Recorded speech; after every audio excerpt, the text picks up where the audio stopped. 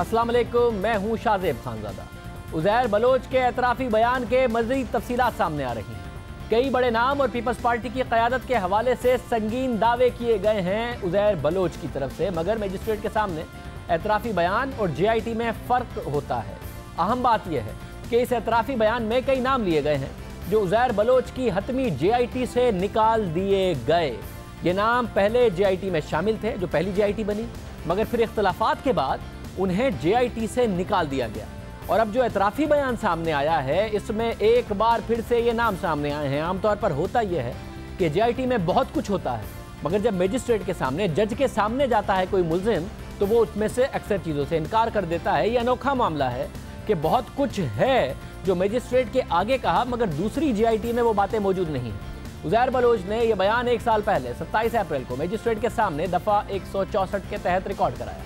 Uzair Bloch ने अदालत के सामने एतराफ़ किया कि मैंने 2003 में लियारी गैंग वॉर के रहमान डकैत ग्रुप में शमूलियत अख्तियार की। मैं और मेरी फैमिली शुरू से ही पीपल्स पार्टी के हिमायती थे, इसलिए मुझे 2008 में जब मैं जेल में था तो जेल सुप्रिटेंडेंट नुसरत मगन और फैसल रजा आबदी के कहने पर पीपल्स पार्टी के कैदी कारकुनों का जिम्मेदार बना दिया गया। फिर 2008 में रहमान डकैत के पुलिस मुकाबले में हलाक होने के बाद लियारी गैंग वॉर की मुकम्मल कमान संभाल ली मैंने, और फिर पीपल्स अमन कमेटी के नाम से मुसल्लह दहशतगर्द गिरोह बनाया और खुद चेयरमैन बन गया।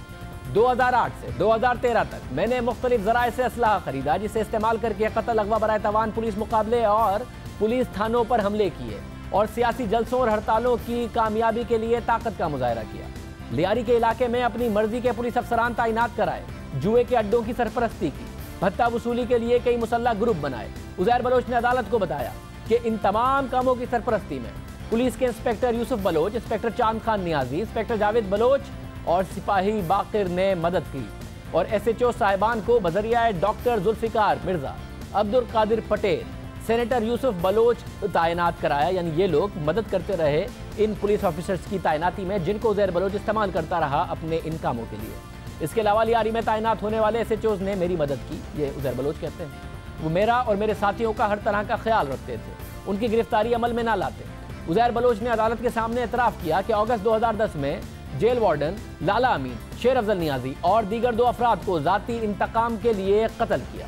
नवंबर 2010 टाउन के साबिक नायब नाज़िम मलिक मोहम्मद खान को अमीन बुलेदी के जरिए कत्ल कराया, क्योंकि वो 2 बलोचों का मजाक उड़ाया करता था। उज़ैर बलोच ने मजिस्ट्रेट के सामने अपने सियासी मुखालिफ अरशद पप्पू के कत्ल का न सिर्फ एतराफ़ किया, बल्कि इस वारदात की तफसीलात भी बयान की जो चौंका देने वाली है। इनकी कुछ तफसीलात तो आपके सामने आती रही होंगी, मगर उज़ैर बलोच की ज़बानी आपको सुनवाते हैं जो उज़ैर बलोच ने मजिस्ट्रेट को कही। उज़ैर बलोच ने एतराफ़ किया कि मार्च 2013 में उसने अपने वालिद के कत्ल का बदला लेने के लिए inspector Yusuf Baloch, SHO Javed Baloch, inspector Chand Khan Niazi और अपने साथियों शब्बीर, फैसल पठान, बाबा लाडला, आसिफ जुबैर, साकिब बॉक्सर, कैप्टन मजहर वगैरह के साथ मिलकर, यानी कि पुलिस के साथ इनके साथियों ने मिलकर अरशद पप्पू, उसके भाई यासिर अरफात और साथी शेरा पठान को अगवा किया। इसके लिए पुलिस की मोबाइलें इस्तेमाल की। अरशद पप्पू को लियारी में लाया गया और जहां पर उस्ताद ताजू, शराज कॉमरेड, जब्बार लंगड़ा, लाला औरंगी टाउन, शाहिद मिक्स पत्ती और जाकिर डाडा ने अपने 15-20 साथियों के साथ उसका सर तन से जुदा कर दिया। यानी पुलिस की मोबाइल में बाकायदा तौर पर अगवा करके उसको लाया गया और फिर ये हुआ। और फिर उसके सरों के साथ गलियों में फुटबॉल खेला गया। उनकी लाशों को आग लगाकर दहशत फैलाई गई और वहां मौजूद लोगों को खबरदार किया कि मेरे साथियों के खिलाफ गवाही देने की कोशिश की तो उनका अंजाम भी यही होगा। उज़ैर बलोच ने एतराफ़ किया कि उसने मामूली बातों पर भी पुलिस एहलकारों को कत्ल किया। उज़ैर ने मजिस्ट्रेट के सामने एतराफ़ किया कि 2013 में ही मैंने पुलिस कांस्टेबल शुजा शाह को कत्ल करके उसकी लाश ली मार्केट में फेंक दी, क्योंकि उसने मेरी खुफिया तस्वीर बनाई थी। मई 2012 में मैंने और मेरे साथियों ने मिलकर पुलिस पर हमले किए, जिसमें 4 पुलिस वाले मारे गए। उज़ैर बलोच ने मजीद बताया कि 2012 में मैंने 2 पुलिस मुलाजमीन को जो मोटरसाइकिल पर सवार ड्यूटी कर रहे थे उनको रोका और उनमें से एक को घसीट कर गली में ले जाकर कत्ल कर दिया, जबकि उसका दूसरा साथी भाग गया। 2013 में मैंने रेंजर्स के 2 एहलकारों को कत्ल करा दिया ताकि इल्ज़ाम मुखालिफिन पर लगे। उज़ैर बलोच ने एतराफ़ किया कि उसने कलरी, बगदादी, चाकीवाड़ा, कलाकोट और पुलिस हेडक्वार्टर पर कई हमले किए। भत्ते की मद में मैंने करोड़ों रुपए का भत्ता मुख्तलिफ लोगों से वसूल किया, जिसमें महकमा फिशरीज सर फहरिस्त है। जिससे मुझे 20 लाख रुपए माहाना और फरियाल तालपुर को 1 करोड़ रुपए माहाना भत्ता जाता था। फिशरीज में डॉक्टर सईद बलोच और डॉक्टर निसार मुराई को मेरी ही सिफारिश पर तैनात किया गया। ये याद रहे कि ये उज़ैर बलोच का मजिस्ट्रेट के आगे खुद हल्फिया बयान है जो हम आपको बता रहे हैं। आगे उज़ैर बलोच कहता है कि मैंने पुलिस अफसरान से दोस्ताना ताल्लुकात रखे। उनमें CCPO वसीम अहमद, SSP फारूक एवान और उनके भाई शहादत एवान शामिल थे। इन लोगों ने मेरे कई काम किए। फारूक एवान और शहादत एवान ने ज़मीनों पर कब्जे में मेरी मदद की, जबकि वो फारूक एवान को इलाके से 1.5-2 लाख रुपए भत्ता भी लिया करता था। उज़ैर बलोच ने अदालत को बताया कि सेनेटर यूसुफ बलोच के कहने पर मैं उस वक्त के वज़ीर आला कायम अली शाह और फरियाल तालपुर से मिला और अपने खिलाफ मुकदमात और हेड मनी ख़त्म कराने को कहा। फरियाल तालपुर और आसिफ अली जरदारी के कहने पर मेरे खिलाफ मुकदमात और हेड मनी ख़त्म की गई। 2013 के इंतखाबात में सेनेटर यूसुफ बलोच के जरिए मैं फरियाल तालपुर से राब्ते में था, जिसने शाहजहान बलोच, जावेद नागौरी, अब्दुल्ला बलोच और सानिया नाज को पार्टी टिकट मेरे कहने पर दिए। जिन्होंने 2013 में कराची ऑपरेशन में तेजी के पेश नज़र फरियाल तालपुर ने मुझे कादिर पटेल और सेनेटर यूसुफ बलोच के जरिए अपने घर डिफेंस बुलाया, जहां पर शर्जील मेमन और डॉक्टर निसार मुराई भी थे। वहां पर फरियाल तालपुर से लियारी वार्ड समेत कई मामलात पर बात हुई। फरियाल तालपुर ने मुझे जाती असलहा और गोला बारूद छुपाने को कहा और माली मामलात शर्जील मेमन और निसार मुराई के हवाले करने की हिदायत की और इसके अलावा लियारी के मामलात यूसुफ बलोच और कादिर पटेल के हवाले करने की हिदायत की। साथ ही फरियाल तालपुर ने मुल्क से बाहर चले जाने को कहा। उज़ैर बलोच ने मजिस्ट्रेट के सामने बताया कि मैंने पार्टी के लिए बहुत से गैर कानूनी काम किए, जिनमें कादिर पटेल के कोऑर्डिनेटर एदी अमीन के कत्ल में मुलव्विस रज़ाक कमांडो के भाई जलील का कत्ल कादिर पटेल के कहने पर किया। कादिर पटेल को सरकारी जमीनों पर कब्जे में मदद दी, जिसमें हॉक्स बे रोड, मुआचू गोट की जमीन, नॉर्दर्न बाईपास के करीब की जमीन और 500 क्वार्टर माड़ीपुर वाली जमीन शामिल है। उज़ैर बलोच का बयान है ये, और इसमें कत्ल कराने की बात कह रहा है कि कोऑर्डिनेटर का जिसने कत्ल किया कादिर पटेल के, मैंने उसे कादिर पटेल के कहने पर कत्ल किया और इन ज़मीनों पर कब्जा किया। कादिर पटेल आज हमारे साथ मौजूद होंगे जब से मुल्क से वापस आए हैं मुल्क पहली बार, और जब से रेंजर्स की तहवील और पुलिस की तहवील से छूटे हैं, और उनसे पूछेंगे इनमें कितनी सदाकत। मैंने सेनेटर यूसुफ बलोच के कहने पर, आगे उज़ैर बलोच कहता है कि मैंने सेनेटर यूसुफ बलोच के कहने पर 500 से ज़ायद नौकरियाँ जराइम पेशा अफराद में तकसीम की। मैंने उवैस मुजफ्फर टप्पी को आसिफ अली जरदारी के लिए 14 शुगर मिलों पर कब्जे में मदद की, जो कम पैसे देकर खरीदी गई। मैंने अपने ग्रुप के 15 से 50 लड़के बिलावल हाउस भेजे, जिन्होंने बिलावल हाउस के गिर्द नवा में लोगों को हुरासा किया और 30 से 40 बंगले और फ्लैट्स ज़बरदस्ती खाली कराए, जिनको खरीदने के लिए आसिफ अली जरदारी ने मालिकान को बहुत कम पैसे दिए। चूँकि पार्टी क़यादत ने मुझे मुल्क से बाहर जाने को कहा, इसलिए मैंने बाहर जाने का इरादा किया और ईरान में ईरानी खुफिया इदारों के दोस्तों से राब्ता शुरू किया। और जब कराची में मेरे लिए मुश्किलात बढ़ गईं, तो मैंने हाजी नासिर, जो कि ईरानी बलोच है और मैं उसे ईरानी खुफिया एजेंसी के नुमाइंदे के तौर पर भी जानता हूँ, जो कराची आता जाता रहता है, उसके ग्रीन सिग्नल देने पर ईरान का बॉर्डर क्रॉस किया। हाजी नासिर ईरान सरहदी इलाके से मुझे अपने साथ ले गया और बाद में हाजी नासिर के कहने पर ईरानी इंटेलिजेंस अफसरान से मैं मिला, जिन्होंने मेरी हिफाजत की जमानत दी। उसके बदले कुछ मालूमात मांगी, जिस पर मैं राज़ी हुआ और तजवीज़ दी कि मैं ईरान के बजाय दुबई में रहकर काम करना चाहता हूँ, वहाँ मुझे आसानी होगी। और मैंने ईरानी इंटेलिजेंस अफसर को कराची में मौजूद आर्म्ड फोर्सेस के आला अफसरान, अहम तनसीबात के नाम बताए और core commander Karachi, station commander Karachi, naval commander Karachi के नाम भी बताए। इसके अलावा ISI और MI के जिन अफसरान को मैं जानता था, उनके नाम भी बताए। इसके अलावा मैंने ईरानी इंटेलिजेंस अफसर को जो हेडक्वार्टर कोर कमांडर की रिहाइशगाह, नेवल हेडक्वार्टर, कारसाज और स्टेशन हेडक्वार्टर कराची के नक्शे दिए और मजीद मालूमात तफसीरों के जरिए देने का वादा किया। मैंने अहम तनसीबात के दाखिली और खारजी रास्तों की निशानदही भी की और सिक्योरिटी पर मामूर अफराद की तादाद, रिहाइश और आमदो रफ्त के बारे में भी बताया और आइंदा कोयटा और कराची की आर्मी तनसीबात की मालूमात देने का भी वादा किया। उज़ैर बलोच ने मैजिस्ट्रेट को बताया कि मुझे खदशा है कि इन इंकिशाफात के बाद मुझे और मेरे घर वालों को जान से मार दिया जाएगा, जिसके लिए मैं दरख्वास्त करता हूँ कि मुकम्मल हिफाजत की जाए, क्योंकि मुझे आसिफ अली जरदारी और दीगर सियासी लोगों जिनका जिक्र मैंने अपने बयान में किया, उनसे इंतकामी कार्रवाई का खतरा है। ये एतराफ़ी बयान उज़ैर बलोच ने मजिस्ट्रेट के सामने दफ़ा 164 के तहत दिया और ये जितनी बातें हमने आपके सामने रखी हैं, ये सब उज़ैर बलोच का बयान और गैर साबित शुदा बातें हैं और 1 साल पहले दिया गया बयान है। और ये एक हैरानकुन बात है कि सारी बातें, ये सारे राबते ईरानी इंटेलिजेंस से और ये सारे एतराफ़ात खुद उज़ैर बलोच मजिस्ट्रेट के आगे कर चुका था। 27 अप्रैल 2016 को ये बयान मजिस्ट्रेट के सामने रिकॉर्ड करा दिया किसी ने के कान पर जू नहीं रहेंगी, किसी ने कुछ नहीं किया, किसी को कोई ख्याल नहीं आया। अब ये एतराफ़ी बयान है, इसकी अभी तहकीकात होनी है, अदालत में ट्रायल होना है। ये सच है या झूठ, दबाव में दिया गया या फिर बगैर किसी दबाव के दिया गया, इस हवाले से भी अदालत में ट्रायल होना है। मजिस्ट्रेट के सामने बयान की अहमियत क्या होती है, उसका क्या तरीक़ाकार है, इस हवाले से हम बात करेंगे। जियो के रिपोर्टर अमीन अनवर हमारे साथ मौजूद है। अमीन अनवर, बहुत शुक्रिया। वैसे ये मजिस्ट्रेट के आगे दिया गया बयान है, ना कि JIT। क्या इसकी अहमियत होती है कि बाद में वो कह सकता है मुल्जिम कि भाई मैं दबाव में था या कोई मुझे लालच दी गई थी, इस हवाले से हुआ? क्या अहमियत होती है इस बयान की? जी शाज़िब, ये ज़ाब्ता फ़ौजदारी की दफ़ा 164 के तहत जुडिशल मजिस्ट्रेट के सामने ये बयान दिया जाता है, और जब मुल्जिम ख़ुद ये एतराफ़ करना चाहता है तो उसे अदालत में लेकर आते हैं कानून नाफिज करने वाले इदारे। और इस केस में भी ऐसा ही हुआ। जब उज़ैर बलोच को जुडिशल मजिस्ट्रेट जुनूबी की अदालत में पेश किया गया तो तमाम कानूनी तकाज़े जो हैं वो पूरे किए जाते हैं, जिसमें उज़ैर बलोच को भी 2.5 से 2 घंटे सोचने का वक्त दिया गया होगा, और अदालत ने उसे ये कहा होगा कि वो बग़ैर किसी दबाव के वो अपना बयान रिकॉर्ड करा सकता है। अगर उस पर कोई प्रेशर है, अगर वो अपना बयान नहीं जो भी बयान देना चाहे अपनी मर्ज़ी से, या उसे कोई प्रेशराइज़ कर रहा है उसको या उसकी फैमिली को, तो इस हवाले से अदालत को बता दे और उसमें जो कानून नाफिज करने वाले इदारे के एहलकार होते हैं उन्हें अदालत से बाहर भेज दिया जाता है, और मुल्जिम की हथकड़ियाँ जो है वो अदालत में खुलवा दी जाती हैं। क्योंकि जब वो कन्फेशनल स्टेटमेंट के लिए मुल्जिम को लाया जाता है तो अदालत मुल्जिम को यह बावर करा देती है कि अब उसको दोबारा कानून नाफिज करने वाले इदारों की तहवील में नहीं दिया जाएगा, और इसके बाद वो जेल में जाएगा और वो अदालती तहवील में रहेगा। तो उज़ैर बलोच को भी ये बातें बताई गई होंगी, जिसके बाद उसने अपनी मर्जी से 10 सफ़ात पर मुश्तमिल जो अपना बयान है वो रिकॉर्ड कराया, जिसकी ख़ास अहमियत होती है। जब ट्रायल होता है तो उस वक्त जुडिशल मजिस्ट्रेट को भी जो मुतलका ट्रायल कोर्ट होती है वो बुलाती है, उसका स्टेटमेंट लिया जाता है, और यह बयान जो है वो एक अहम शहादत के तौर पर उस केस में पेश किया जाता है। बहुत शुक्रिया अमीन अनवर, हमें बता रहे थे कितनी बात की, किन सर्कमस्टांसिस में ये रिकॉर्ड कराया जाता है। जज बाकायदा तौर पर मुल्जिम से क्या कहता है कि वो दबाव में नहीं है, उसके बाद बयान रिकॉर्ड कराए। तो फिर 1 साल ये बयान था कहाँ?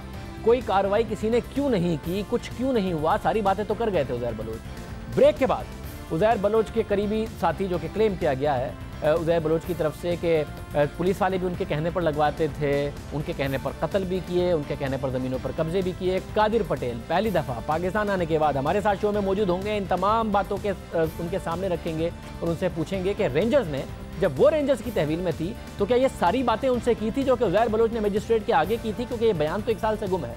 कादिर पटेल से बात होगी एक ब्रेक के बाद।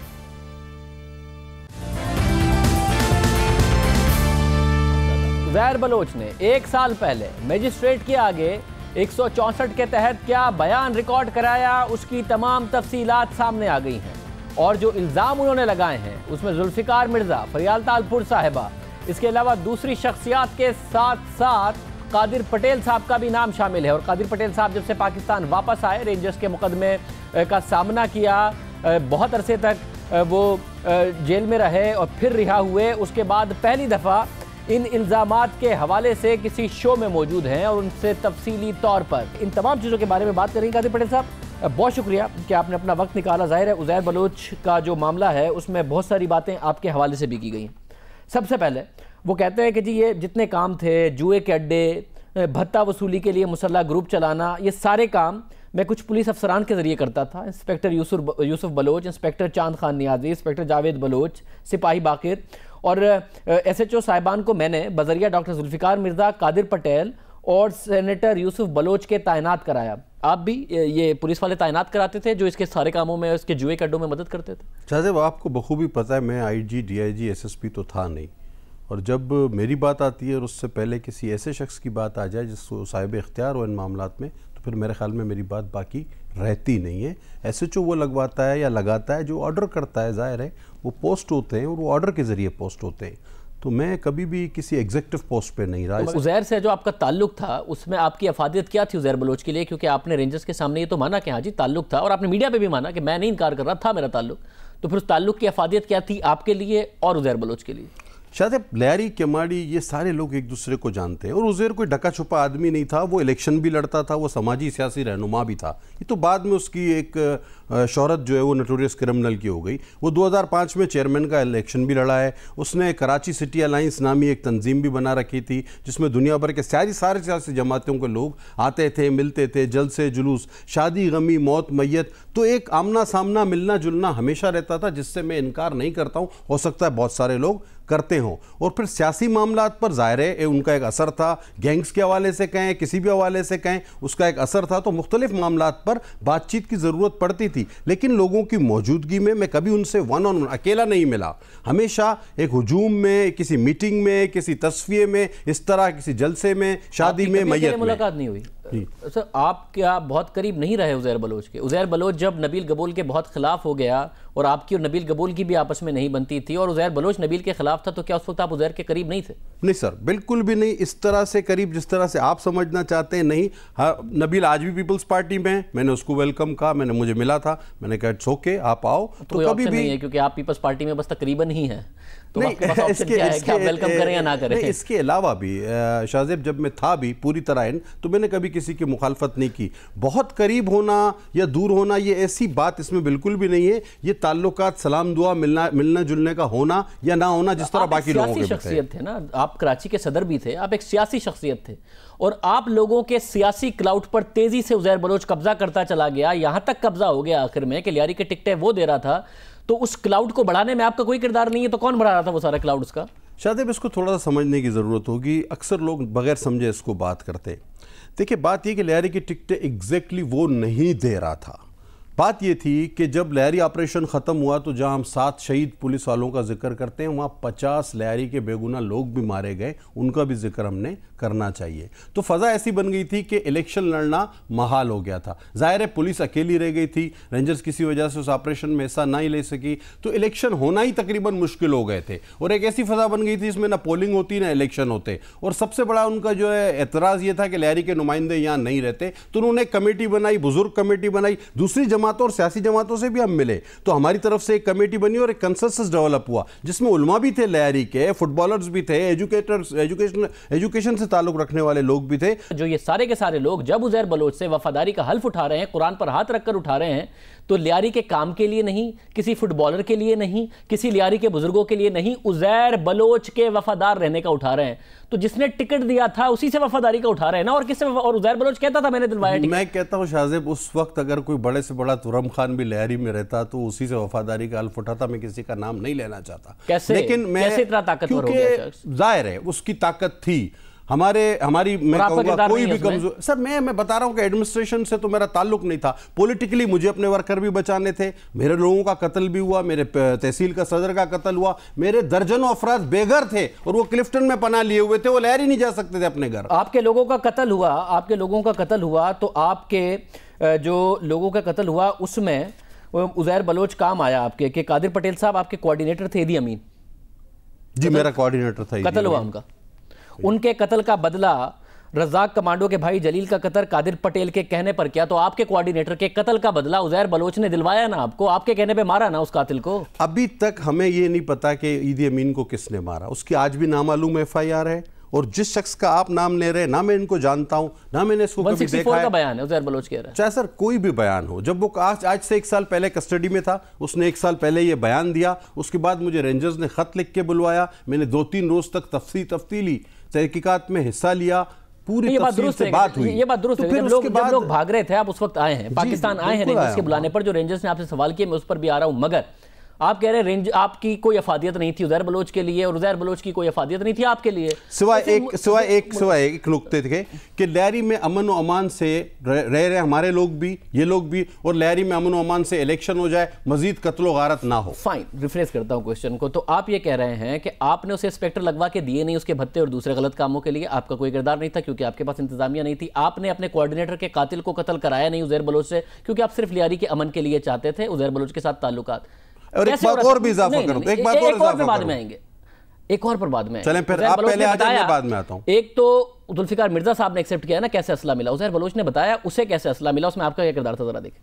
के खिलाफ हमें असला दिया गया, अल्लाह का बंदा हो, MNO को कोटे मिलते थे, MNO ने नबील गबूल ने मुझे बना के दिए, मुझे 8 परमिट कलाशनकोव के जो है कादिर पटेल ने बना के दिए, फैसल रजा अब्दी ने हमें बना के दिए अपनी हिफाजत के लिए, कि जो है उसमें जब पीपल्स पार्टी का हुकूमत नहीं रहेगा आप लोग अपनी दिफा करें। जिस तरीके से 8 क्लाशनकोव के परमिट आपने दिलाए थे लियारी में अमन के लिए उज़ैर बलोच को, अगर उसमें कोई भी परमिट एक भी उज़ैर बलोच या इसके साथियों में से मेरे नाम का निकले, मेरे कोटे का, तो जो चोर की सजा हो मेरी सजा, इससे ज्यादा मैं बात क्या आपने 8 क्लाशनकोव निकलवाए अपने जमाने में या नहीं निकलवाए? आपके नाम पे निकले हैं, परमिट दिलाए आपने या नहीं दिलाए? मैंने 8 से ज्यादा निकलवाए होंगे, लेकिन इन लोगों के लिए तो किसको निकलवा के दिए? मुख्तलिफ दोस्तों को, मुख्तलिफ साथियों को। कौन से दोस्त यार हैं जिनको अमन के लिए आप क्लाशनकोव दे रहे थे? शहीद चौधरी असलम को भी मैंने परमिट दिलाया, इरफान बहादुर एसएसपी जो था सीआईडी का, उसके पास भी मैंने परमिट निकलवा के उनको मदद की दिया है। तो पुलिस वालों को दिया है। लोकेट करने पड़ेंगे कि 20 मैंने ये निकलवाए थे, ये 20 इनको दिए थे, उज़ैर को एक भी नहीं दिया था। आप बताएं ना कि आपने जितने निकलवाए थे आपको बताना पड़ेगा। जितनी एजेंसियां मौजूद है वो तहकीकात कर ले, अगर इनके पास मेरे नाम का कोई परमिट है तो मैं आगे। आपने कहा कि ये काम भी नहीं कराया, अमन के लिए कराते थे। वो कहते हैं कादिर पटेल को सरकारी जमीनों पर कब्जे में मदद दी, जिसमें हॉक्सबे रोड पर मौचू गोट की जमीन इन पर और नॉर्दर्न बाईपास के करीब की जमीन और 500 क्वार्टर माड़ीपुर रोड वाली जमीन भी शामिल है। ये सब उज़ैर बलोच ने बताया है। शायद जमीन कहीं भाग जाती है या कोई सर पे रख के ले जाता है। ये है जमीन है, आप कह रहे हैं कि जाके देख लें। कभी आपके नाम पर ना ट्रांसफर हुई ना आपके किसी के आदमी। मैं अभी भी आपके साथ चलने को तैयार हूं। 1 साल पहले भी मैं इसी खत पर आया था, इन इन्वेस्टिगेशन में मैंने हिस्सा लिया। जमीन भाग नहीं जाती, किसी के कब्जा की हो, बेची हो, खरीदी हो, आप 1 इंच दिखा देना मेरे भाई, जमीन तो नहीं भागती अपनी जगह से। साहब फिर जब आप रेंजर्स की इतना लंबा अरसा तहवील में रहे तो रेंजर्स ने फिर आपसे क्या सवाल पूछे? ये सारे सवाल पूछे जो तकरीबन हर बात पर मुफस्सिल तहकीकात हुई और मैंने बिल्कुल तसल्ली बख्श जवाबात दिए और लॉजिकल जवाबात दिए, जिसकी वजह से उस पर आज मैं आपके सामने। और क्या इन तहकीकात में यह भी हुआ जब आपसे रेंजर सवाल पूछ रही थी कि आपके सामने उज़ैर बलोच को भी बिठाया गया आपको और उनको कन्फ्रंट कराया गया तहकीकात में? जी नहीं, ऐसा एक भी दफा नहीं हुआ? ऐसा नहीं। और क्या आपसे जो सवालात पूछे गए उसमें यह भी था कि लियारी गैंग वॉर के मरकजी किरदार उज़ैर बलोच, बाबर लाडला, गफ्फार ज़िक्री साहब के क्या ताल्लुकात है? और आपने कहा कि हाँ जी मैं ताल्लुकात रहे, मैं जानता हूं, लेकिन इस जो बातें हुई ना शाहजेब, वो 2-3 रोज पर मुहित है। आपने ये कहा कि आप आधा नहीं कर सकेंगे। आप समेत दूसरे पीपल्स पार्टी के रहनुमा उज़ैर बलोच से मदद लेते रहे हैं, आपने ये कहा रेंजर्स को? मदद नहीं लेते रहे, मिलते रहे। क्या आपकी तरफ से ये कहा गया कि और रेंजर्स की तरफ से पूछा गया कि खालिद शहनशाह समेत पार्टी के बाद अफराद और सियासी मुखालफिन को किसके हुक्म पर कत्ल किया गया? पूछा रेंजर्स? शायद मैं बता रहा हूं कि 2-3 रोज पर मुफस्सिल एक बहस थी, या बहस से मुराद सवालात थे, ये सारी चीजें उसका आधा नहीं कर सकते। क्या कहा? आपको नहीं पता खालिद शहनशाह और किसको ये मामला कैसे हुआ? शायद ये मुझसे बहुत पहले की बात है, उस वक्त तक तो मैं इन भी नहीं था। मैं आपको एक बात बताऊं, अभी मुझसे क्वेश्चन आंसर शुरू ही नहीं हुए थे तो टीवी पर टिकर चलने शुरू हो गए कि जी फलां एतराफ़ कर लिया, फलां एतराफ़ कर लिया। हालांकि वहां पे पहुंचा था, उन बैठकर चाय पी रहा था और वो बड़े पेशावर लोग हैं और बड़े उन्होंने 2-3 रोज बड़े तरीके से सारी चीज़ें मुझसे ज़रा करके पूछी, एक करके पूछी, तमाम तरीकों से, तमाम रास्तों से पूछी और मेरे पास अल्लाह का शुक्र है कि तमाम चीज़ों के, हर एक चीज़ों के मुतमईन जवाबों से, तभी तो मैं आपके सामने हूँ। ये भी कहता है कि फिशरीज में उसका बड़ा इन्फ्लुएंस था और इतना इन्फ्लुएंस था कि 20 लाख रुपए इसको भत्ता जाता था और फिर फरियाल तालपुर साहिबा को भी 1 करोड़ रुपए महीने का भत्ता। इस किस्म की इन्फॉर्मेशन है आपको? बिल्कुल भी नहीं, ना इस बारे में मुझे पता है, ना ये चीज़ मुझे। फरियाल तालपुर साहिबा से किसी भी तरीके से किसी भी सेनेटर के जरिए उज़ैर बलोच कनेक्टेड था या आप लोगों के जरिए ऐसा कोई कनेक्शन नहीं था? देखिए फरियाल बीबी बहुत ऊपर के मामला देखती थी सियासी, ठीक है ना। अब उनको हर जगह हर मोहल्ले के मामला तो पता नहीं होते। सेनेटर यूसुफ बलोच के जरिए क्या राब्ते में नहीं थी? मैं आई डोंट नो, जो मुझ तक प्रटेंड करता है मामला वो मैं बताऊंगा, बाकी का मुझे। आपको पता होना चाहिए, अल्लाह का शुक्र है मेरी रिपोर्टेशन वो है टीवी पर और ऑफ द रिकॉर्ड भी। मैं अगर बोलूंगा तो सच बोलूंगा, वरना मैं ना बोलना पसंद करता हूं। चले फिर देखते हैं आप सच बोलेंगे या ना बोलना पसंद करेंगे। उज़ैर बलोच को इतना बड़ा करने में जो वो इतना बड़ा जाइंट बन गया कि बैरून मुल्क की एजेंसियों के हाथों में खेलने लगा, जो कि अब फौज की तहवील में गया है, सबसे बड़ा हाथ किसका है? शायद भी तो अल्लाह जानता है। मेरे सामने अगर कोई चीज़ हुई होती तो मैं उसका बिल्कुल गवाही। आपने कहा था तो सच बोलूंगा या नहीं बोलूंगा? बिल्कुल मैं सच ही बोल रहा हूं। तो बताएं ना फिर जुल्फ़िकार मिर्ज़ा कौन है? कौन है जिसने बगैर इल्म के मैं किसी पे कैसे इल्जाम लगा दूं? शायद बहुत शुक्रिया, कादिर पटेल साहब हमारे साथ मौजूद थे और हम फिर कह रहे हैं कहते हैं उज़ैर बलोच की वो उज़ैर बलोच की बातें हैं, इन्हें कोर्ट ऑफ लॉ में साबित होना है, मगर जो कुछ अदालत के सामने कहा उसमें जो कादिर पटेल साहब के हवाले से बातें थी उनका वो जवाब दे रहे थे और दूसरी बातों का भी जवाब दे रहे थे। प्रोग्राम में एक ब्रेक शामिल करते हैं, मज़ीद खबरें हमारे पास, बात करेंगे ब्रेक के बाद।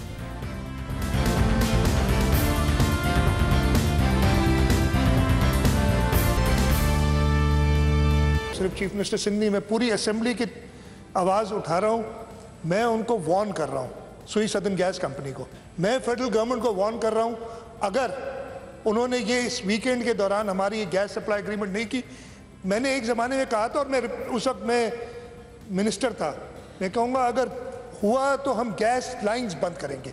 मैं वार्न कर रहा हूँ सुई सदर्न गैस कंपनी को, अगर उन्होंने साइन नहीं किया, we will take, their offices are situated in Karachi, we will storm their offices, we will not let them work here and we will take over Sui southern gas company and I will do it by force. बहुत unprecedented सी बात लगती है, एक तो किसी कोई वजीर आला ये बात करे और फिर खुद मुराद अली शाह साहब जो धीमे शख्सियत के मालिक हैं वो ये कह रहे हो कि हम स्टॉर्म कर देंगे, धावा बोल देंगे किसी कंपनी के ऑफिस पर। वजीर आला मुराद अली शाह की धमकियों पर chairman Sui southern gas Company Miftah Ismail का कहना है कि सूबाई हुकूमत के तहफ़्फ़ुज़ात पर बात करने को तैयार हैं। बिजली घर इंतजामिया 1 अरब रुपए सिक्योरिटी डिपॉजिट दे तो गैस खोल देंगे।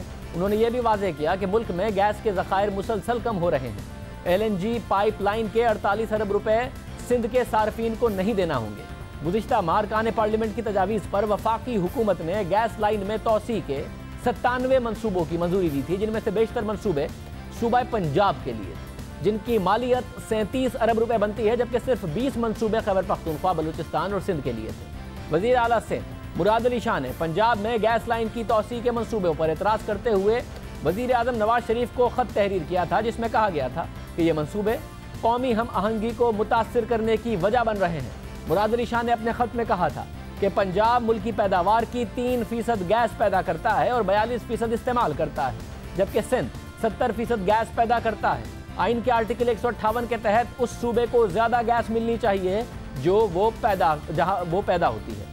पाकिस्तान के आइन के आर्टिकल 158 के मुताबिक वो सूबा जहाँ से गैस निकलती हो, इसे दीगर इलाकों के मुकाबले में अपनी ज़रूरियात पूरी करने के लिए इस गैस के इस्तेमाल पर फौकियत हासिल होगी।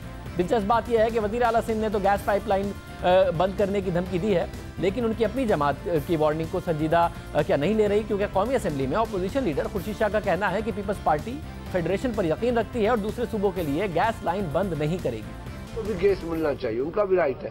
गैस हमारा, गैस सूबों का 9% खैबर पख्तूनख्वा का, 70% उसका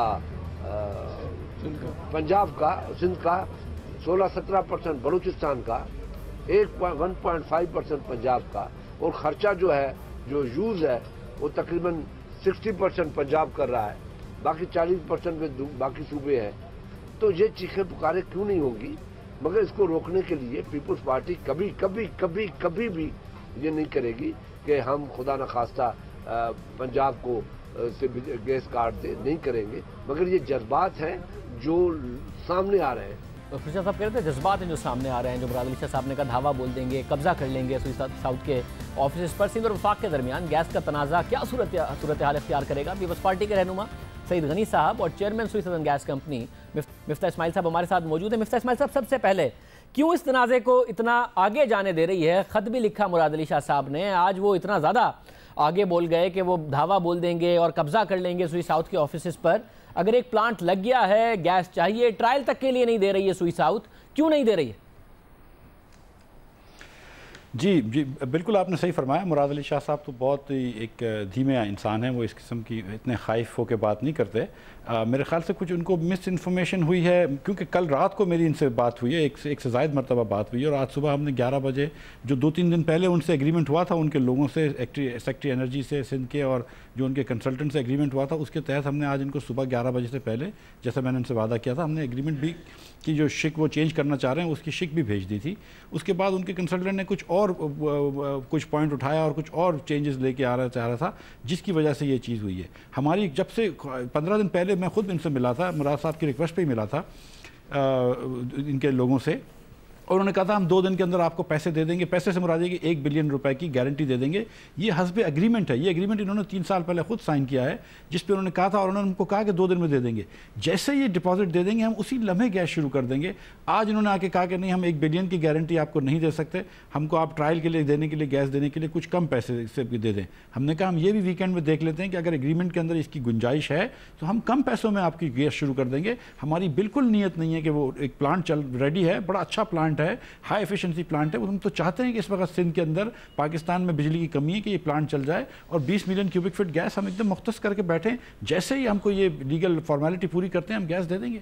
ये मुराद साहब का जो खत था उसमें उन्होंने बहुत सारी साहब ये कह रहे हैं कॉन्ट्रैक्चुअल ऑब्लिगेशन थी, खुद अग्री किया था, अगर कर दें वो 1 अरब रुपए डिपॉजिट तो कर देंगे और अगर वो ट्रायल के लिए चाहिए तो भी वीकेंड पर बात देख लेंगे।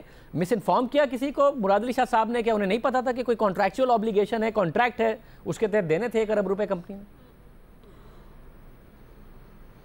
देखें शाह साहब, एक तो मैं ये वाज़ेह कर दूं कि मुराद अली शाह साहब जो हैं वो बड़े वेल इन्फॉर्म्ड हैं और अच्छी बात यह है कि एनर्जी का जो शुबा है, जो महकमा है, वो भी उनके पास है और इस शुबे को ये काफ़ी अरसे से देख रहे हैं। तो ये नहीं हो सकता कि एनर्जी के डिपार्टमेंट ने जो चीज़ें की हैं वो उनको पता ना हो, और मैं ये नहीं समझ सकता कि उन्होंने कोई भी जो बात की है वो गलत फहमी की बुनियाद पे की है। मैं ये बात वाज़ेह कर दूं, चूँकि मैंने बात की इस मसले के बाद गवर्नमेंट में कुछ लोगों से, सिंध गवर्नमेंट 1 घंटे के नोटिस पे 1 अरब रुपये देने को तैयार है। ये एग्रीमेंट साइन करें, अगले 1 घंटे के अंदर अंदर ये सिंध गवर्नमेंट से 1 अरब रुपये ले लें जो ये कह रहे हैं कि रुकावट है। तो ये तो कोई इशू नहीं है। मैं ये समझता हूँ कि सिर्फ ये इस एक जो पावर प्लांट है इसकी गैस का इशू नहीं है कि इलेक्ट्रिक को गैस पिछले कई दिनों से कम कर दी है और आज पता नहीं कितने बरसों बाद कराची की इंडस्ट्रीज़ में लोड शेडिंग का आगाज़ के इलेक्ट्रिक करने जा रही है, इसलिए कि जितनी गैस इनको रिक्वायर्ड होती है उतनी गैस इनको नहीं दी जा रही है और वो बिजली कम पैदा कर रहे हैं। बाकी आपने ख़ुद तस्करा किया, वज़ीर आज़म साहब ने पंजाब में 77 मंसूबे जो हैं वो शुरू किए हैं और सिर्फ इसलिए कि उनको इलेक्शन जीतना है। भाई सिंध के लोगों को रोंद कर, उनका आइनी हक मार कर आप पंजाब में अपने उम्मीदवारों को मजबूत करना चाहते हैं। इससे बड़ी इस वफाक के ख़िलाफ़ इन सूबों के दरमियान हमागी को ख़राब करने के लिए कोई और बड़ी हरकत हो नहीं सकती कि आप अपने सियासी मफादात हासिल करने के लिए वफाक को बीच मंसूबे वाला मामला भी रखता हूं। मगर मिफ्ता इस्माइल साहब, 1 घंटे के नोटिस पर ये क्या मामला हुआ? आप कह रहे हैं दिए नहीं थे, हम बगैर पैसों के लिए भी वीकेंड पे करेंगे, वो करें। 1 घंटे के नोटिस पर डिपॉजिट करने को तैयार हैं। ये क्या हो रहा है कि इतना मामला खराब होने दिया जा रहा है? आप कह देते वो दे देते 1 घंटे के नोटिस पर पैसे। जो 3 दिन पहले इनके जो हमारे जो मैनेजिंग डायरेक्टर साहब से, एक्टिंग मैनेजिंग डायरेक्टर राजपूत साहब, उनसे एक एग्रीमेंट वर्बल हो गया था कि इसके अंदर एक शिक जो सिंध हुकूमत चाह रही थी चेंज करने की, जो कंपनी चाह रही थी, हम वो एग्री कर चुके थे। वो हमारा बोर्ड पास कर चुका था, मिनिस्ट्री से हमने उसकी गो अहेड ले ली थी, वो सारी जो कोडल फॉर्मेलिटीज़ थी वो पूरी कर ली थी। वो सुबह हमने उनको वही चीज़ लिख के दी थी और उसमें ये भी मानते हैं कि वो चीज़ तो है। अब इन्होंने इसमें एक आध और चीज़ भी डाली है और वो कह रहे हैं कि एग्रीमेंट साइन करो, हम फिर पैसे देंगे। अब वो कह रहे हैं कि नहीं, हम थोड़े से पैसे देंगे, आप हमको ट्रायल पे गैस दें। हम तो कह रहे हैं ना 1 अरब रुपए 1 घंटे के नोटिस पर लें, तो कल सुबह 9 बजे कहें, 9 बजे दफातर खुलते हैं, 10 बजे पैसे लें और गैस दें और तो मामला खत्म करें। कहें ना, आप कमिटमेंट करें। अभी देखिए गुजारिश ये है कि अब इन्होंने हमसे कुछ, इन्होंने क्योंकि एग्रीमेंट के अंदर नई चीज़ डाली है जो कि परसों तक नहीं थी और हम वही एग्रीमेंट कह रहे हैं जो इन्होंने 3 साल पहले साइन करा था। हमने कहा उसी एग्रीमेंट पे रहो, आपने सिर्फ डीजल फ्यूल से गैस पे लेके आना है, हम वो चेंज कर देते हैं। अब इन्होंने परसों जो इन्होंने मान गया, आज इन्होंने फिर एक नई शिक उठाई है। उसके लिए हमने कहा है कि हमको 2 दिन का वक्फा दो कि हम 2 दिन के अंदर इस चीज़ को देख लें कि मटीरियल चेंज तो नहीं हो रहा, क्योंकि ये मतलब हमको अपनी कोडल फॉर्मेलिटीज़ देखनी है। लेकिन हम इनको ये भी कह रहे हैं कि आप हमको डिपॉजिट दें, हम आपको ईमेल लिख के दे देंगे कि हम आप किसी एग्रीमेंट पे आप लॉक इन नहीं होते, ताकि आप ट्रायल शुरू कर दें। हम बिल्कुल उस दिन भी, मैंने 15 दिन पहले ये पेशकश करी थी कि हम भी ईमेल लिख देंगे, आप भी ईमेल लिख देंगे, हम कोई लॉक इन नहीं होते, हम गुड फेथ में ये इंशाल्लाह 2-4 दिन में निगोशिएट कर लेंगे एग्रीमेंट। आप कम से कम अपना ट्रायल शुरू कर दें। हम बिल्कुल ट्रायल, मैं चाह रहा हूं कि ट्रायल शुरू हो जाए। ये मसला रिजॉल्व होता नजर आ रहा है। मैं सईद गनी साहब के सामने मामला रखता हूं। मगर दूसरा, 97 मंसूबे गैस के लाइन के नए शुरू हों, जिसमें से सिर्फ 20 3 सूबों में हो, बाकी सारे पंजाब में हो। खुद खत लिख रहे हैं मुराद अली शाह साहब वज़ीर आज़म को कि ये अच्छा नहीं कर रहे आप वफाक के लिए, दूसरे सूबे एतराज़ कर रहे हैं। ये अगर गैस के नए मंसूबे शुरू करने ही हैं तो आपने इलेक्शन कैंपेन के लिए सब पंजाब में करना है मिफ्ता इस्माइल साहब, बाकी सूबों के लिए नहीं कर रहे। जो पंजाब में मंसूबे लग रहे हैं उसमें सिंध से गैस नहीं जाएगी, SSGC के सिस्टम से कोई गैस नहीं जाएगी, वो अपनी गैस उनकी लग रही होगी आपस में, वो जिस तरह भी वो लोग करते हैं, बांट करते हैं। मतलब कराची में लोड शेडिंग इंडस्ट्री के लिए शुरू हो गई है। पहले के इलेक्ट्रिक की पॉलिसी थी कि जहां 100% बिलिंग है वहां नहीं होगी, वहां भी शुरू हो गई है। कराची में तो इस वक्त मसाइल हैं, उल्टा बढ़ रहे हैं आपके चौथे साल में आके। बिल्कुल, पहले कम थे, बिल्कुल लोड शेडिंग हो गई है जी। बिल्कुल, देखिए पिछले साल हम इस वक्त के इलेक्ट्रिक को तकरीबन 180 मिलियन क्यूबिक फीट गैस देते थे। आज के दिन हमको उनको सिर्फ 150 मिलियन क्यूबिक फीट गैस दे पा रहे हैं। 30 कम करा है। वो 30 इसलिए कम करा है कि हमारी जो टोटल गैस सप्लाई थी वो 80 से कम हो गई है। तो 80 के अंदर हमने कुछ कुछ इंडस्ट्री के ऊपर जोर डाला है, कुछ हमने CNG के ऊपर जोर डाला है, कुछ और जगहों से कर्टेल करा है, और 30 जो है हमने के इलेक्ट्रिक की कम करी है। अगर किसी के पास बेहतर तरीका है, इस पर एग्रीमेंट हो गया है, मिस्टर इस्माइल साहब कह रहे हैं कोई इशू नहीं है, आपका मसला हल हो जाएगा, आपको ट्रायल के लिए चाहिए, वो बगैर पेमेंट वाले मामले के तहत भी वो कह रहे हैं कि हम इस मामले को रिजॉल्व कर लेंगे, कम से कम उस पर मुतमईन है। ये जो चीफ मिनिस्टर को सूट नहीं करता कि वो कहें कि किसी कंपनी के ऊपर धावा वो बोल देंगे, ये बात तो नहीं होगी अभी तक। अगर मुल्क में गैस की कमी नहीं थी तो उस वक्त तो आर्टिकल 158 को इस्तेमाल करने की ज़रूरत ही नहीं है ना। आर्टिकल 158 की ज़रूरत उसी वक्त महसूस होती है जब गैस की कमी हो जाए मुल्क में, तो वो ये कहता है कि पहले वो सुबह गैस इस्तेमाल करेगा जहाँ से गैस निकलती है। अब हमें ये बता रहे हैं कि जी मुआहदा है, उस मुआहदे में SNGPL इतना ले रहा है तो SSGCL इतना ले रहा है। भाई सवाल ये पैदा होता है कि सिंध की इंडस्ट्रीज़, सिंध के आम कंज्यूमर्स, सिंध के लोग गैस के लिए अप्लाई कर रहे हैं कि हमें कनेक्शन दे दें आप, उनको अब देने को तैयार नहीं है, बावजूद इस हकीकत के कि आर्टिकल 158 बड़ा क्लियर कहता है कि जी सिंध को गैस मिलनी चाहिए। दूसरी तरफ आप जो है वो बाकी सूबों को दे रहे हैं। आप कह रहे हैं जनाब चूँकि वो हम LNG लेकर आ रहे हैं, ये हमेशा ये कहते थे कि सिंध में लोग बिजली का बिल नहीं भरते हैं इसलिए हम जो लोड शेडिंग करते हैं। रोज़ाना ये बातें आती थी कि जी बिजली चोर है, बिजली चोर है।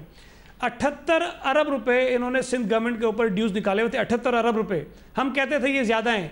जब बैठ के वो सेटलमेंट हुआ है ECC के अंदर, हमने जाके इनको बताया तो 51 अरब रुपए की बिलिंग इनकी गलत साबित हुई है, हेस्को की और सेप्को की। 51 अरब रुपए की 27 अरब रुपए निकले हैं जो हमने पे कर दिए, 6 किस्तें दी, 5 हम पे कर चुके हैं। एक रहता है 47 सेंटीग्रेड का आज टेम्परेचर है सिंध के अंदर। यार 20-20 घंटे बिजली नहीं है भाई, कोई इंसान रहते हैं कि हैवान रहते हैं यहाँ पर? और ये कहते हैं जी बिजली चोरी करते हैं। मैं तो कहता हूँ अगर लोग बिजली का बिल नहीं भी दे रहे हैं मेरे भाई, मारोगे क्या उसमें? आप 47-48 दर्जे हरारत के अंदर जाने लगे। कम से कम वो जो आज मसला था प्लांट का जिसके ऊपर वो कह रहे थे सुई साउथ, उससे आप मुतमईन हो गए हैं? ये कह रहे हैं जैसे कहेंगे मामला तय कर लेंगे, जरूरत नहीं है इस बात की, सूट नहीं करता चीफ मिनिस्टर को धावा बोलने की। बिल्कुल वाज़ेह कह रहा हूँ, सुबह ये एग्रीमेंट साइन करें। ठीक शाहजेब, सुबह ये एग्रीमेंट साइन करें, 1 घंटे के अंदर 1 अरब रुपए ले लें। जो कह रहे हैं ना हमने कहा जी कम देंगे, ज्यादा कम की बात। एग्रीमेंट हमें 2 दिन के लिए देखना है, मगर उसके बावजूद ट्रायल बेसिस पर हम आपको दे देंगे, बगैर एग्रीमेंट के दे देंगे। वो कह रहे हैं तो पैसे हम क्यों देंगे भाई? जब एग्रीमेंट आज हम रास्ता निकाल रहे हैं कि कम पैसों में भी ट्रायल पे दे दें इंशाल्लाह। और हमें कह रहे हैं 1 करोड़ रुपए दे दो। नहीं, वो कह रहे हैं अगर पैसे बगैर पैसों के भी आप कह रहे हैं ना कि एग्रीमेंट आप 2 दिन में देखेंगे और ट्रायल के लिए कर देंगे। कम पैसों 1 करोड़ रुपए के अंदर हम ट्रायल पे गैस देना शुरू कर देंगे और हम लिख के भी दे देंगे। तो ये एक मामला ऐसा लगता है कि सेटल हो गया। बहुत ज्यादा मुराद अली शाह साहब गुस्से में थे। मिस्टर इस्माइल साहब कह रहे हैं फैसिलिटेट करेंगे, एडजस्ट कर लेंगे मामला। जो दूसरे मामला हैं उस पर ज़ाहिर मियां नवाज शरीफ साहब को शदीद तवज्जो देने की ज़रूरत है, इस तासुर को ज़ाहिर करने की ज़रूरत है जो पैदा हो रहा है। तो हम एक ब्रेक शामिल करते हैं, मज़े खबरों से बात करेंगे।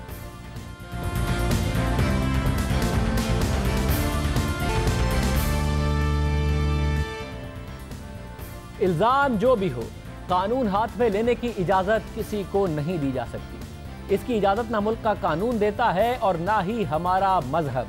मगर आज एक बार फिर से मुल्क में एक ऐसा वाक़या पेश आया है जिसमें चंद तलबा ने कानून को हाथ में लिया, खुद ही इल्ज़ाम लगाया, खुद ही अदालत लगाई, खुद ही साबित किया, खुद ही फैसला सुनाया और फिर खुद ही सज़ा भी दे डाली।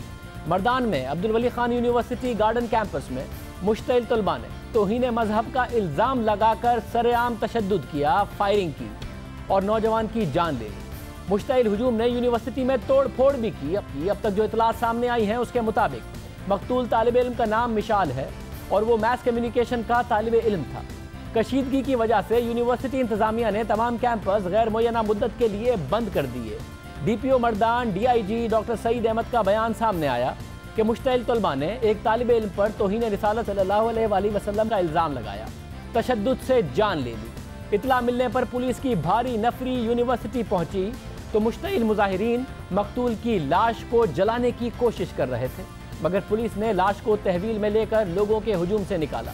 तालिब इल्म की हलाकत का मुकदमा दर्ज किया जा रहा है और वाक़े के बाद सर्च ऑपरेशन के दौरान 59 मुश्तबा अफराद को गिरफ्तार कर लिया गया और वीडियो के जरिए शवाहिद इकट्ठे किए जा रहे हैं। यूनिवर्सिटी इंतजामिया ने गवर्नर खैबर पख्तूनख्वा इकबाल ज़फर झगड़ा को वाक़े की इब्तिदाई रिपोर्ट भी भिजवा दी, जिसमें लिखा गया है कि यूनिवर्सिटी में 3 तलबा पर बदतरीन तशद्दुद किया गया, जिसमें 2 ज़ख्मी भी हो गए। तलबा मुश्तइल हुए तो security in charge, police, director administration पहुंचे। मुश्तइल तलबा हॉस्टल 1 में दाखिल हुए, मिशाल को तशद्दुद और फायरिंग से कत्ल किया। एक तालिब इल्म को पुलिस हिरासत में लिया गया, जबकि दूसरे को अब तक कुछ मालूम नहीं हो सका। अब मजीद तहकीकात होंगी, मगर मुश्तइल हुजूम पहले ही फैसला कर चुका। अफसोसनाक वाक़या पहले ही हो चुका, किसी शख्स की जान पहले ही जा चुकी, तहकीकात बाद में होंगी। जिसकी तफसीलात अभी सामने आनी है, मगर ये बहुत ही हसास मामला है, इसलिए ज़रूरी है कि इल्ज़ाम लगाने के बाद इल्ज़ाम साबित भी किया जाए, ख़ुद कानून हाथ में ना लिया जाए। अगर किसी ने तौहीन मजहब या तौहीन रिसालत की है तो उसके ख़िलाफ़ कार्रवाई होनी चाहिए। आइन और कानून के दायरे कार में कार्रवाई होनी चाहिए। कानून मौजूद है, मुल्क में तौहीन मजहब और तौहीन रिसालत के हवाले से सख्त कवानीन मौजूद हैं, सख्त तरीन कवानीन मौजूद हैं, तो फिर खुद से कानून हाथ में लेना, चाहे इल्ज़ाम जो भी हो, बज़ाते खुद एक जुर्म है। मगर बहुत अफसोस से कहना पड़ता है कि इस जुर्म को रोकने में पाकिस्तान का रियासती निज़ाम और पाकिस्तान का अदालती निज़ाम नाकाम दिखाई देता है, और इस जुर्म के ख़िलाफ़ आवाज़ उठाने में पाकिस्तान की सियासी क़यादत नाकाम दिखाई देती है। अब भी देख लीजिए कि पाकिस्तान में बारहा अपने सोशल मीडिया को इस्तेमाल करने वाले सियासी लीडरान इस एक जुर्म पर खामोश नज़र आ रहे हैं। आगे बढ़ते हैं प्रोग्राम में। अमेरिका ने अफगानिस्तान में दाइश के ठिकानों को निशाना बनाया है और इस मकसद के लिए अब तक का सबसे बड़ा नॉन न्यूक्लियर बॉम्ब इस्तेमाल किया गया है, अब तक का सबसे बड़ा। अमरीकी मीडिया ने फौजी हुक्काम के हवाले से बताया है कि यह कार्रवाई अफगान सूबे नंगरहार में दाइश के ठिकानों पर की गई है। पेंटागन तर्जुमान के मुताबिक इस बॉम्ब का पहली बार इस्तेमाल किया गया है। इस बॉम्ब को मदर ऑफ ऑल बॉम्ब्स भी कहा जाता है, इतना खतरनाक हमला किया गया है। अमरीकी मीडिया के मुताबिक ये बॉम्ब 21,000 पाउंड वजनी था। अमरीकी सदर बनने के बाद डोनाल्ड ट्रंप का अफगानिस्तान में यह पहला जारहाना इकदाम है, वो भी तालिबान नहीं बल्कि खित्ते में उभरते हुए नए खतरे दाइश के खिलाफ। नंगरहार में अमरीकी कार्रवाई इसलिए भी अहम है कि यहाँ पर कलअदम तहरीक तालिबान पाकिस्तान के मुश्तबा ठिकाने भी मौजूद हैं और पाकिस्तान के खिलाफ हमलों की मनसूबाबंदी के ताने बाने यहाँ से जा मिलते हैं। और ये खबरें भी आती रही हैं कि तालिबान का, जो पाकिस्तानी तालिबान है, और दाइश का गठजोड़ हो गया है। 21,000 पाउंड वजनी बम ये मारा गया है अफगानिस्तान पर, और अभी तक इसकी तफसीलात अमरीकी मीडिया पर आ रही हैं। जो मज़ीद तफसीलात आएंगी उस हवाले से भी आगाह आपको करते रहेंगे। आज के प्रोग्राम में इतना ही, आपसे कल के प्रोग्राम में मुलाकात होगी। रात अल्लाह।